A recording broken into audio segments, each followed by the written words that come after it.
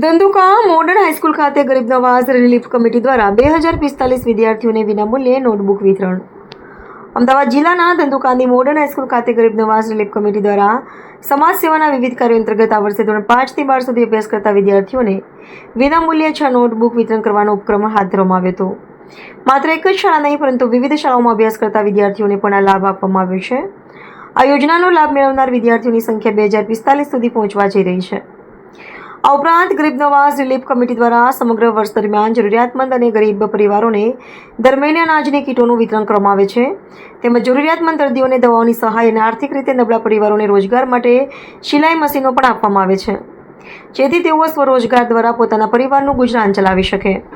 આ કાર્યક્રમનું આયોજન ધંધુકાની મોડર્ન હાઈસ્કૂલ ખાતે માનનીય વડાપ્રધાન વિજયસિંહ ધંધુકાની અધ્યક્ષતામાં કરવામાં આવ્યું હતું. કાર્યક્રમ દરમિયાન શિક્ષણ અને સમાજ સેવાના આવા કાર્યોની સરાહના કરવામાં આવી હતી. ગરીબ નવાઝ રિલીફ કમિટીના પ્રમુખ હબીબભાઈ મોદને જણાવ્યું હતું કે સંસ્થાનો મુખ્ય ઉદ્દેશ શિક્ષણને પ્રોત્સાહન આપવાનો અને સમાજના જરૂરિયાતમંદ વર્ગને સતત મદદરૂપ થવાનો છે. રિપોર્ટર સી કે બારડ.